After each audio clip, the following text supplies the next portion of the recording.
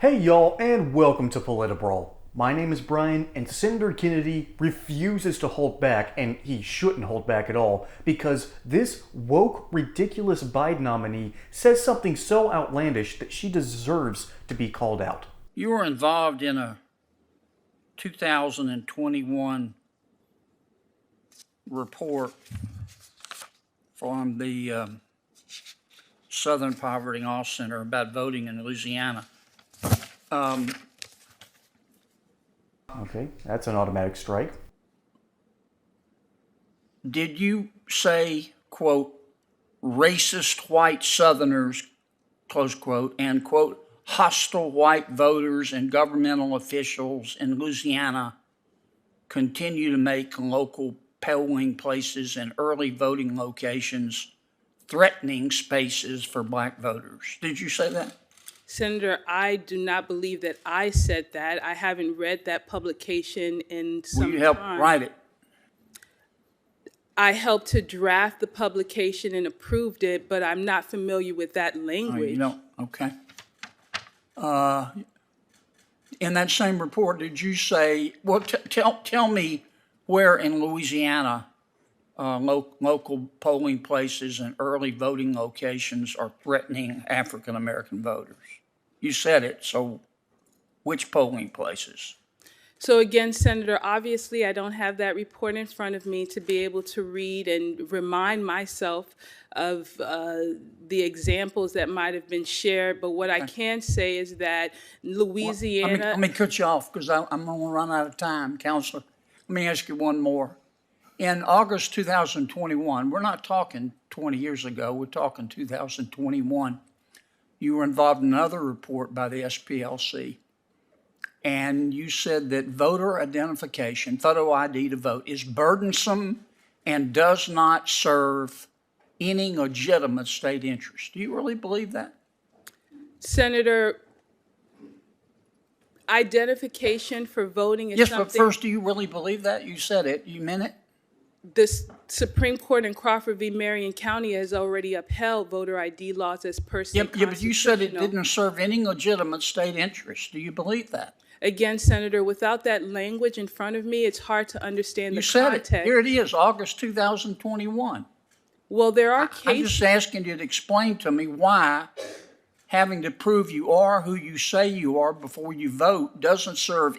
You said it doesn't serve any legitimate state interest. There's something we need to understand here, folks. This is racism. All right? This woman is espousing racist views. Not anti-white racism. Don't even give it that label. Just call her a racist. Why? Because she thinks for some insipid reason that black voters can't get a state-issued ID. I know the DMV is difficult, but you can navigate it. Granted, if you take an entire day off of work. Ugh. Hate the DMV. This lady is insinuating something that's very insipid. And furthermore, it goes even deeper into everything wrong with pretty much every single Joe Biden nomination. And that's the same problem that Democrats generally have. They either deflect or deny, particularly when they are under the microscope.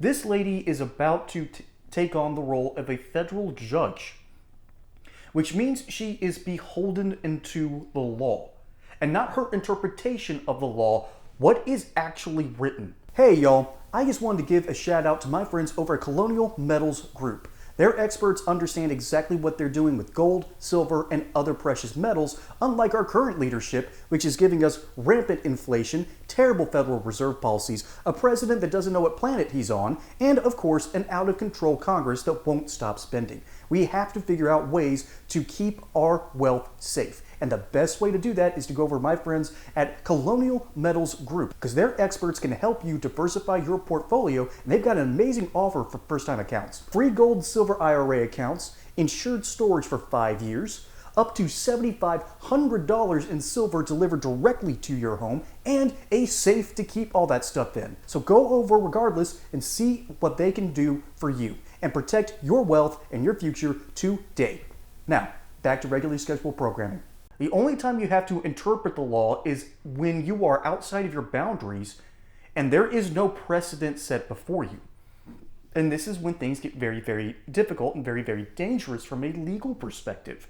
Because if you are outside of those bounds, you are doing something that you technically don't have the power to have, but no one else has this sort of power. So it makes things very, very difficult to get. Therefore, discernment is necessary when picking these judges and picking these nominees, and Joe Biden's administration refuses to do that.